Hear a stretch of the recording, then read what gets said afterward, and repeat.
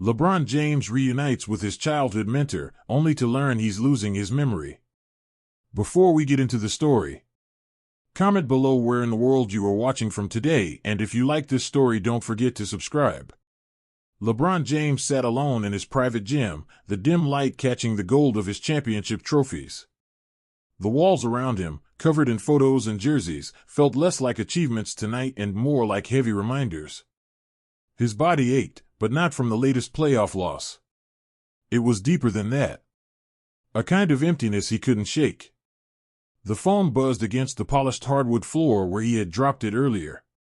He leaned over, grabbed it, and stared at the name flashing on the screen, Mrs. Carter. She had been his neighbor growing up, a voice of warmth in a rough neighborhood. He answered. "LeBron, honey, I hate to bother you," she said, her voice trembling. "It's Darnell. He's not doing too good. He's at Ridgeview now, the nursing home outside Akron." LeBron blinked. For a second, he didn't even breathe. Coach Darnell.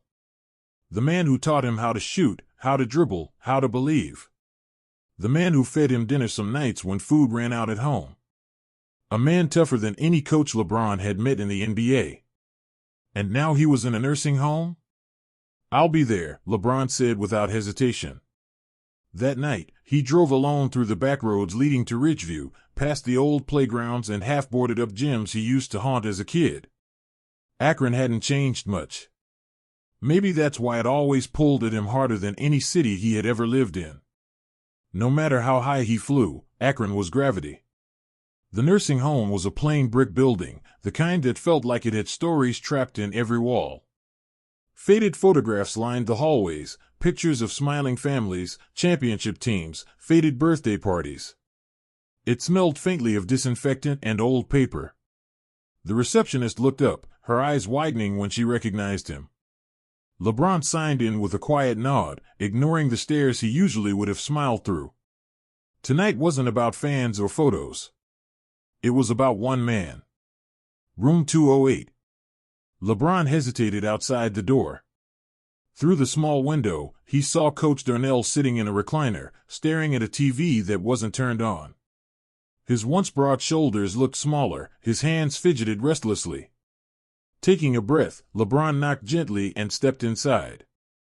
"Coach?" His voice cracked slightly. He hadn't called anyone that in years. Darnell turned. His eyes, once so fierce during training drills, now looked cloudy and unsure. "Who's that?" Darnell rasped. LeBron smiled, stepping closer. "It's me, Coach. LeBron. Remember? Your #1 point guard." Darnell studied him like he was trying to solve a puzzle he didn't have all the pieces to. Then he shook his head. You Jimmy's boy?" LeBron froze. Jimmy was a kid from the neighborhood who had moved away when LeBron was 12. "No, Coach. It's LeBron. Remember the Midnight League? You used to call me champ every time I hit a free throw." Still nothing. No flicker of recognition. LeBron felt something tighten in his chest. This wasn't how he imagined the reunion. He had pictured Darnell smiling wide, pulling him into a crushing hug, telling him how proud he was. Instead, there was only confusion. He sat down anyway, pulling the chair closer. "You taught me everything," LeBron said. "When I didn't have anyone else." Darnell smiled politely, the way strangers smile when they don't want to be rude. "That's good, son," he said. A nurse entered quietly, checking Darnell's vitals. She gave LeBron a sympathetic glance. "He has early-onset dementia," she said softly. "Some days are better than others." LeBron nodded, throat too tight to speak. The rest of the visit passed in a strange fog. LeBron talked about their old games, the summers Darnell ran free camps for kids who couldn't afford uniforms, the nights he spent patching up broken sneakers so no one had to miss a game. But Darnell didn't remember any of it. When it was time to leave, LeBron lingered by the door. "Hey, Coach," he said. "Thanks. For everything." Darnell just smiled again, absent-mindedly patting his knee. Driving back to his hotel, LeBron couldn't stop thinking about it. How could someone who meant so much, someone who shaped his whole life, just forget? The next morning, he went back. And the next. And the next. Each time, he tried something new. He brought old team photos, dug out an ancient leather basketball Darnell had given him, even replayed recordings of their scrimmages. Nothing worked. But still, LeBron stayed. Not because he had to. Not because he was trying to fix anything. Because it felt right. One afternoon, he found himself sitting across from Darnell, flipping through a photo album he had put together overnight. Each page had a memory stitched into it, grainy photos of the old court, the free camp certificates, a Polaroid of young LeBron and a jersey 2 sizes too big. "That's me," LeBron said, pointing to a picture. Darnell leaned closer, squinting. For a second, something flickered in his gaze. Recognition? Memory? You were fast," Darnell said, his voice low. "Quicker than any boy I ever seen." LeBron smiled, swallowing down the lump in his throat. "You always said I had lightning in my shoes." Darnell chuckled quietly, then the light faded again. "Jimmy's boy," he mumbled, turning away. LeBron closed the album gently. It was clear now, Darnell wasn't coming back fully. The man who had once pushed him to greatness was slipping away, piece by piece. But maybe, just maybe, he could give Coach something back. A memory. A feeling. Even if just for a second. LeBron leaned back in the chair and smiled. He wasn't done yet. Tomorrow, he had a new plan. LeBron stood in the center of the empty nursing home courtyard the next morning, bouncing a basketball slowly against the cracked concrete. The thud echoed off the brick walls, the rhythm steady, comforting. Staff members passed by, glancing curiously but not stopping. He had a plan now. If pictures and trophies couldn't spark something real in Darnell's memory, maybe the game itself could. The way it used to be, outside, rough, no whistles, no cameras. Just heart. LeBron had already made a few calls.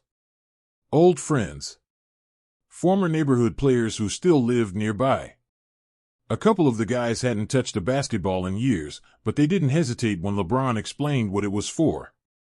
By noon, folding chairs were set up around the courtyard. Someone even dragged out a rusty boombox to play old-school tracks like the ones that used to blast through the city parks. Inside the nursing home, Darnell sat by the window, staring blankly into the garden. LeBron approached him with a grin. "Coach," he said, "we're running a scrimmage outside. Thought you might want to come supervise. Could use your sharp eye again." Darnell didn't move at first. But when LeBron bounced the ball again, fast and low the way he used to teach, Darnell's head tilted slightly. "Scrimmage," he repeated, the word tasting familiar. "Yeah," LeBron said. "Come check it out." With the nurse's help, they guided Darnell into a wheelchair and rolled him outside. The players were already warming up, laughing, tossing alley-oops that rarely landed, but no one cared.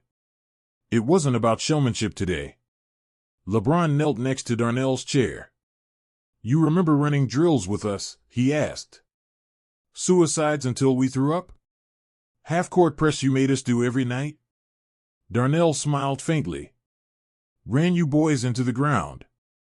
LeBron laughed, genuinely. "Yeah, you did." The game started, a rough and scrappy full-court pickup match.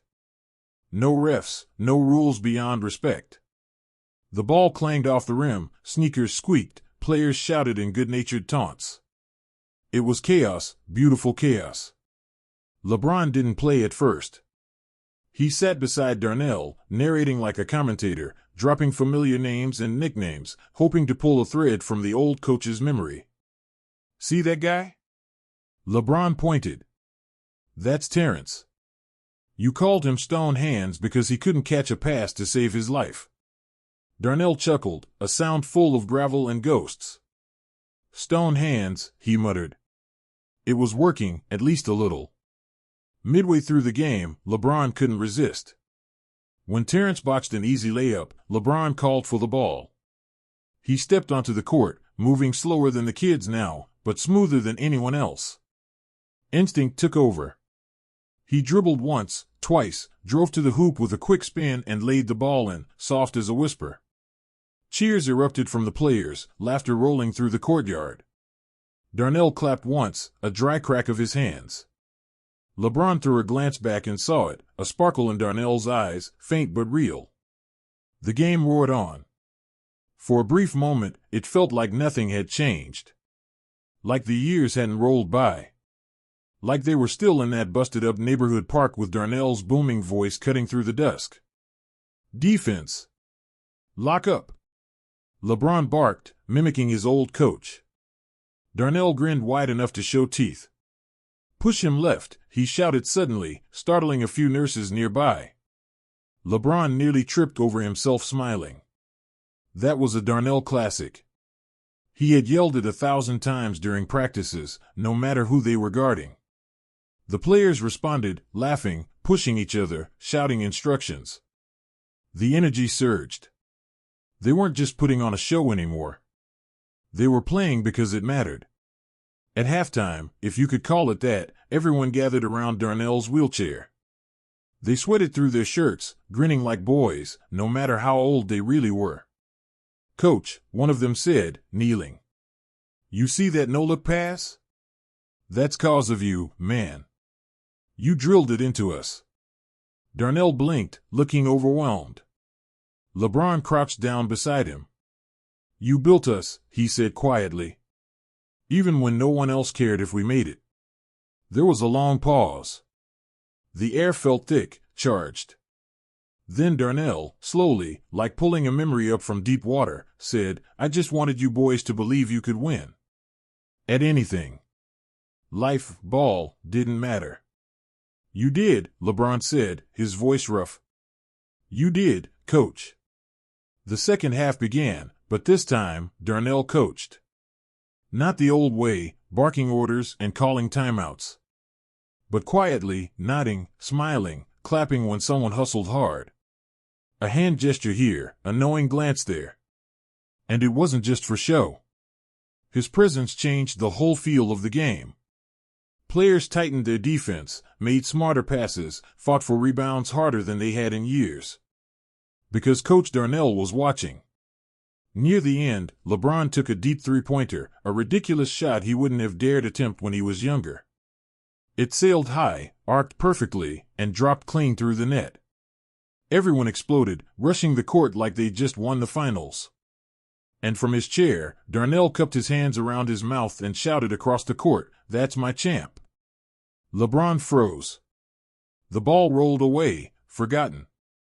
He turned slowly, locking eyes with Darnell, whose face was lit up with pride, the way it used to be after every big win.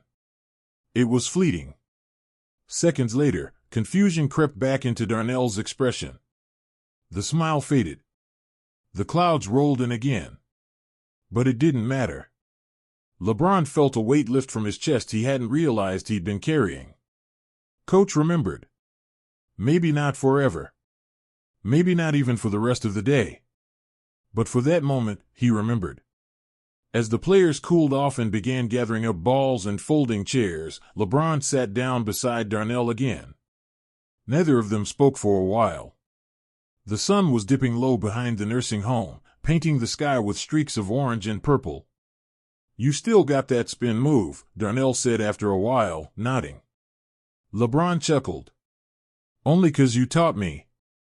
Darnell leaned his head back against the chair, closing his eyes.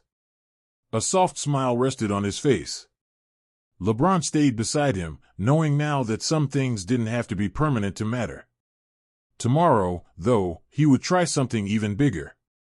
Because Coach deserved more than a moment. He deserved a memory that could live on, even if he couldn't hold onto it himself. And LeBron was just getting started. LeBron didn't sleep much that night. His mind kept turning over the same idea, shaping it, sharpening it. What they did in the courtyard wasn't enough. Coach Darnell deserved more. One spark of recognition was a blessing, but LeBron wanted to give him something bigger. Something lasting. At dawn, LeBron sat at the small hotel desk and started making calls. Not to agents, not to sponsors, but to old friends, former teammates, community organizers in Akron. Within an hour, the plan started taking shape. It wasn't complicated, but it would take every favor he could call in. By noon, the Ridgeview staff were buzzing. Delivery trucks came rolling into the parking lot. Workers unloaded crates of decorations, folding bleachers, sound equipment. A local barbecue joint agreed to cater. Volunteers hammered together a makeshift scoreboard. Someone dragged out stacks of folding tables and strung fairy lights across the courtyard. The idea was simple: recreate the Midnight League tournament Coach Darnell had run every summer. The same banners, the same team shirts, the same homemade trophies. Everything, down to the music blaring from the old stereo speakers, would feel like those sweaty, electric nights under the stars when dreams seemed possible. Some players arrived early, wide-eyed at the setup. Kids who were barely teenagers when Darnell drilled them into warriors, now grown men with families and jobs of their own. They came because Darnell mattered. They came because they owed him. LeBron personally walked room to room inside the nursing home, handing out flyers he had printed that morning. Midnight League reunion, tonight, Ridgeview Courtyard. All welcome. Residents who hadn't been excited about anything in months smiled, nodding, asking questions. Inside his room, Darnell sat in his chair, gazing out the window. LeBron knelt beside him again. "Coach," he said. "Got a big night planned. Gonna need you on the sidelines." Darnell looked at him, puzzled. "Tournament?" "Yeah," LeBron said, grinning. "Your tournament." Darnell smiled, small but real. Maybe he didn't understand the whole thing.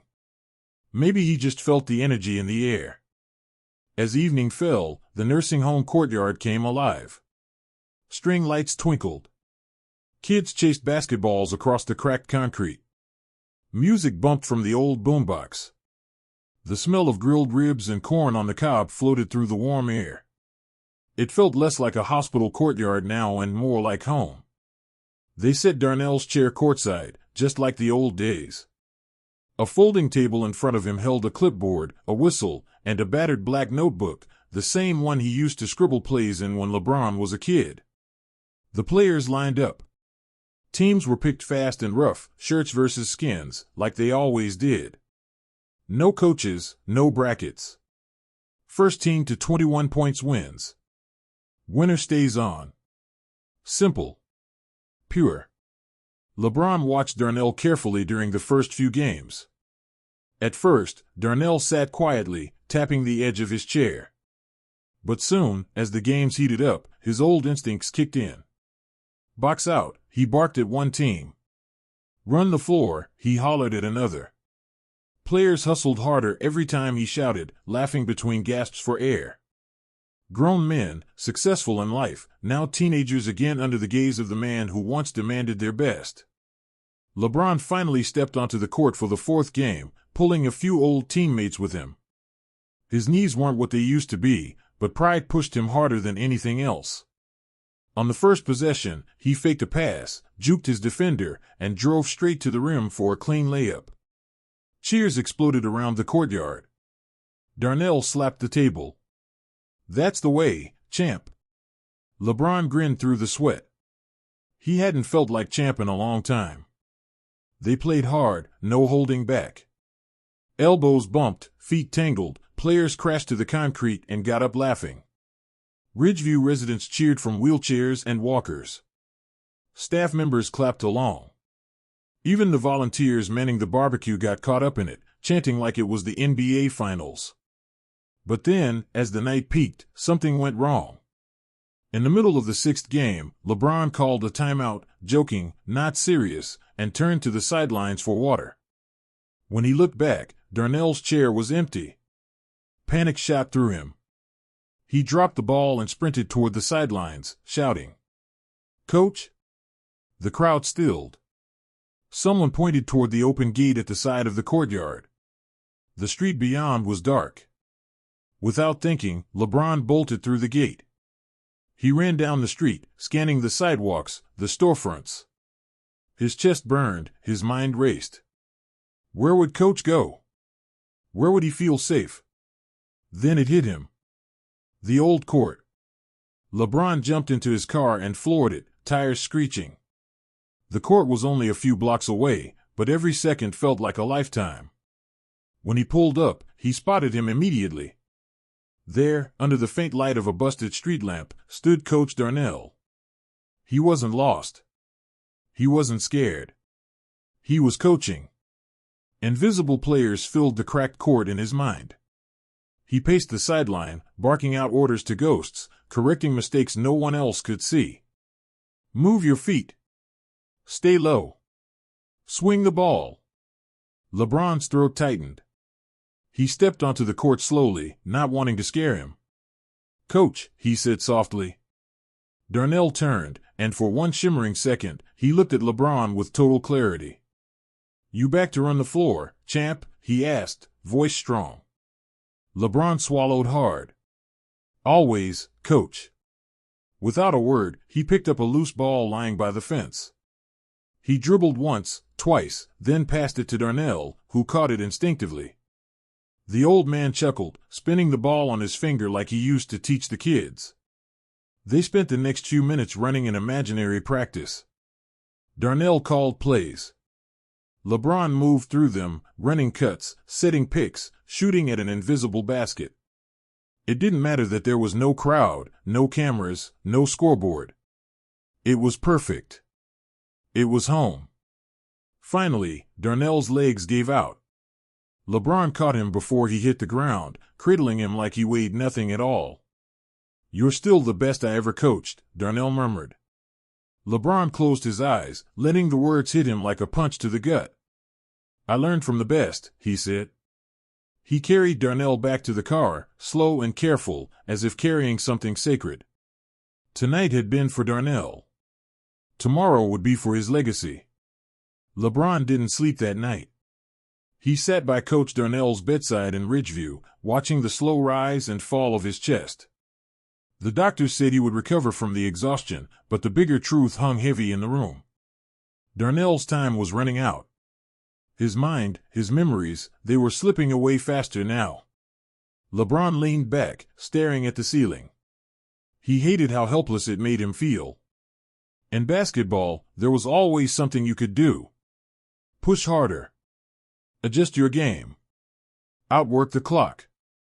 But this? No amount of training could fix what was happening. At sunrise, a nurse gently tapped his shoulder. Mr. James, she said softly. You should rest. LeBron shook his head. Not yet. Instead, he stood and quietly left the room.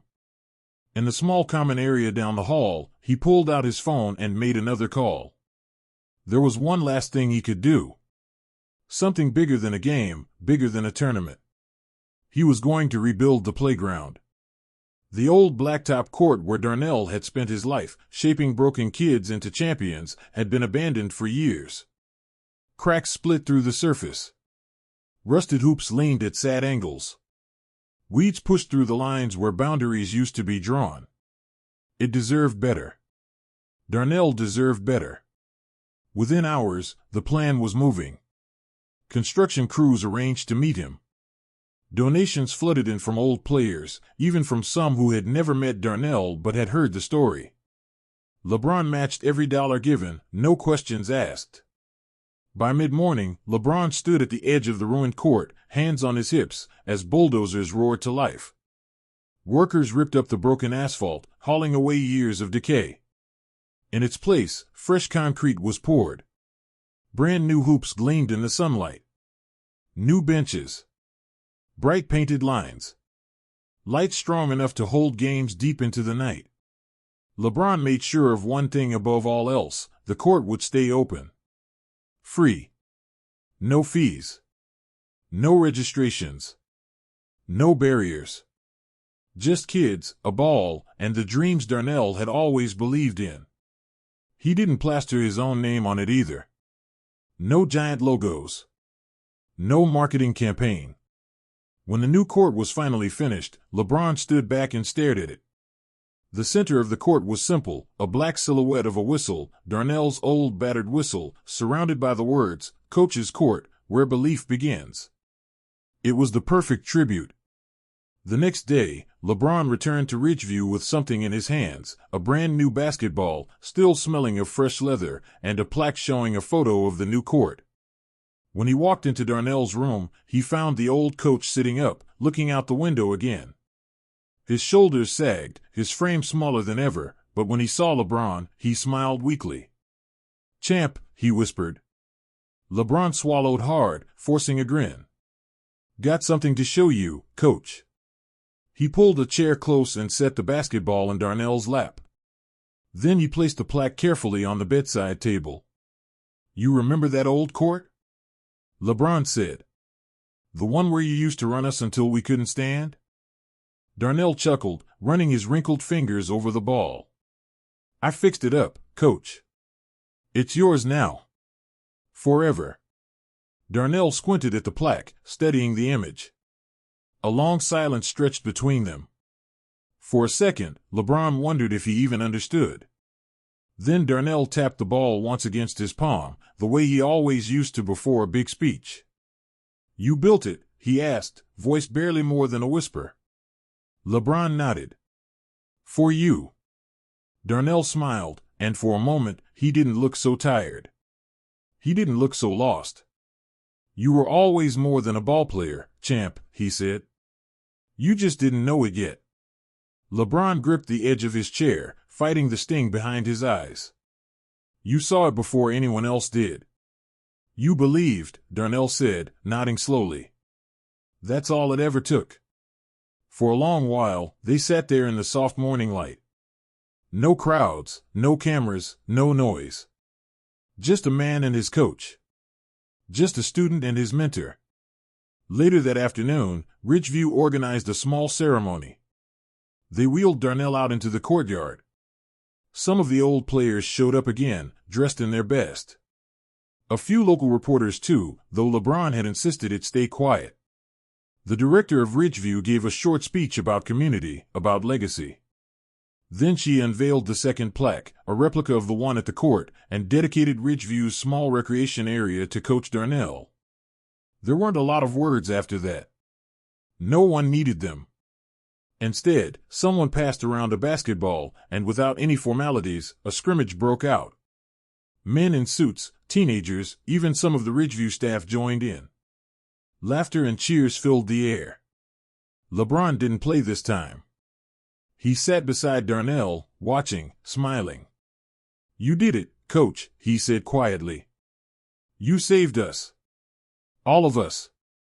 Darnell's hand, frail and trembling, found LeBron's and squeezed it once. "You're saving them now," Darnell whispered. As the sun set, LeBron pushed Darnell's wheelchair closer to the edge of the court. They sat together, side by side, soaking it all in. Memories might fade. Names might get lost. But the feeling, the belief Darnell had planted in 1,000 young souls, would never die.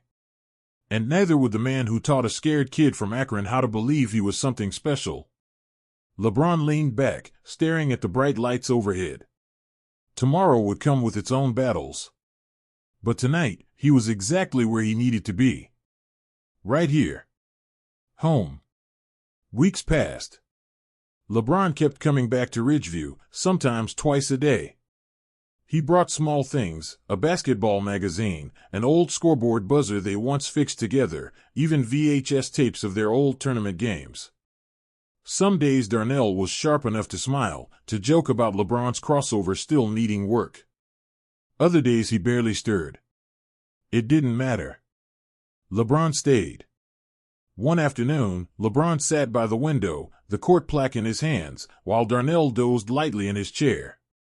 Outside, some kids were playing a rough game of HORSE on the Ridgeview patio, laughing loudly every time someone missed an easy shot.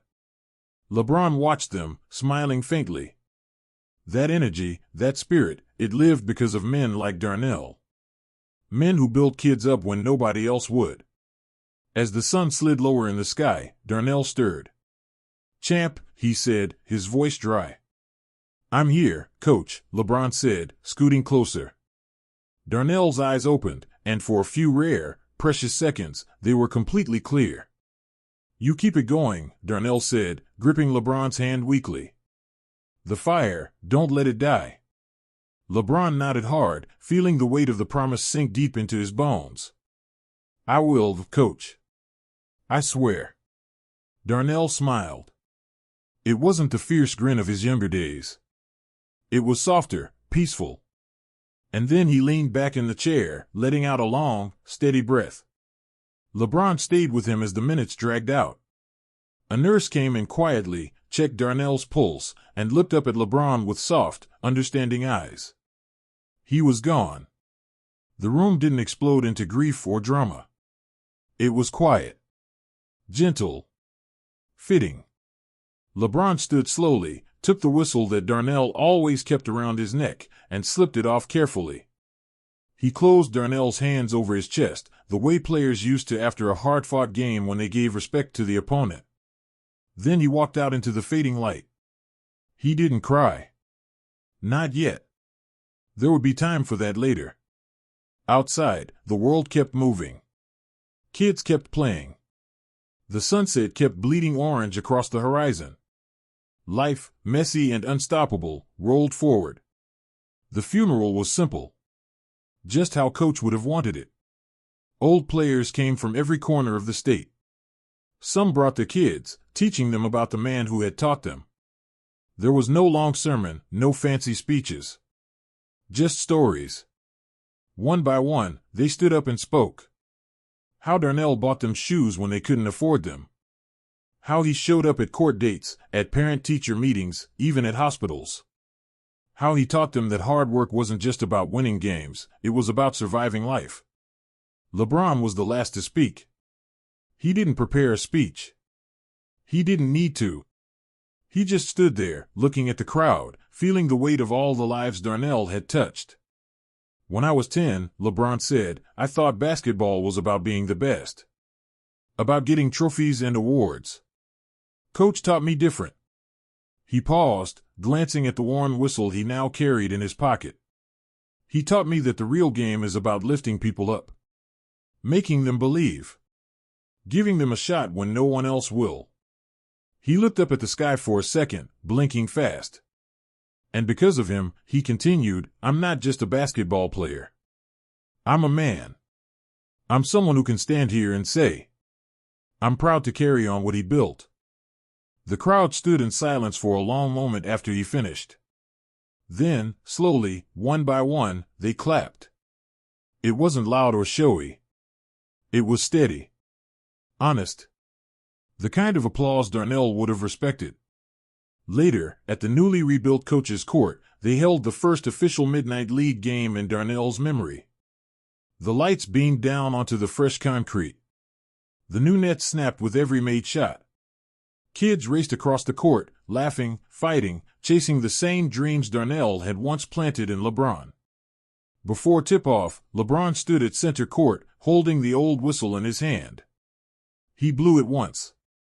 The sharp sound cut through the night, clean and proud. The game exploded into life. LeBron didn't play that night. He stood on the sidelines, clapping, coaching, laughing, just like Darnell used to. When a young boy missed an easy layup and looked crushed, LeBron pulled him aside. Shake it off, he said. Next play. You're a champ already. The boy nodded, face lighting up. That's how it starts, LeBron thought.